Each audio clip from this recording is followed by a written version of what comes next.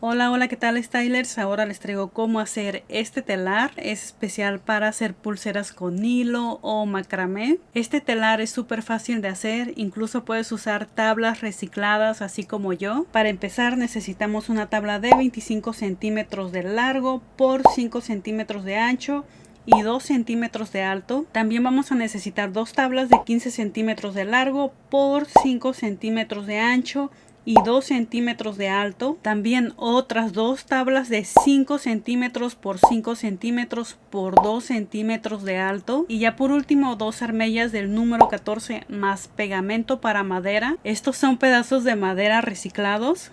Reservamos las demás tablas y nos quedamos con las dos de 15 centímetros. En las tablas de 15 centímetros vamos a hacer separaciones de 1 centímetro.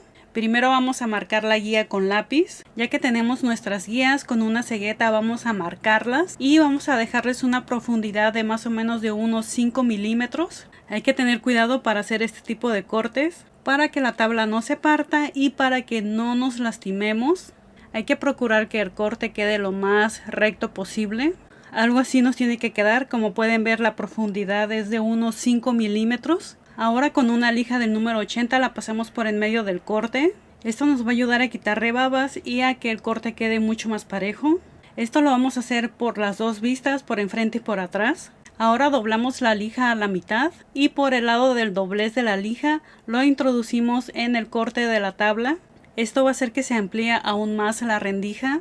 Debemos conseguir una separación de 1 milímetro a 2 milímetros.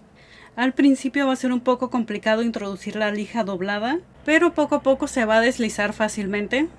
Algo así nos tiene que quedar. Como pueden ver, la abertura está un poco más amplia. Y lo mismo tenemos que hacer con todas las guías que marcamos y con las dos tablas de 15 centímetros. Ya que terminamos de hacer las rendijas, así es como queda la tabla.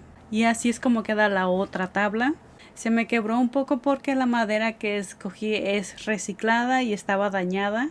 Ahora el siguiente paso es armar el telar y pegarlo. Primero vamos a pegar los cuadritos pequeños en los costados de la tabla larga. Y las otras dos tablas que tienen las rendijas las vamos a centrar encima de la tabla que acabamos de pegar. Vamos a esperar a que se seque. Una vez seco, ahora sí pasamos a pintarlo. Voy a usar esta pintura acrílica en color morado con un poco de blanco.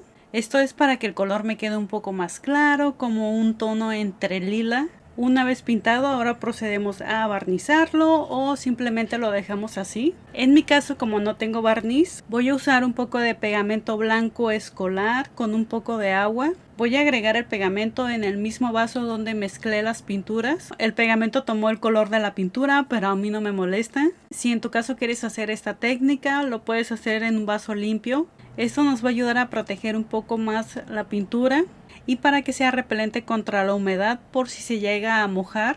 Ya que terminamos de pintar, vamos a esperar a que se seque por completo. Se tiene que secar por completo para continuar con el siguiente y último paso. Una vez que está seco el telar, ahora le vamos a colocar las armellas. Las vamos a colocar en la tabla del centro, una en cada extremo.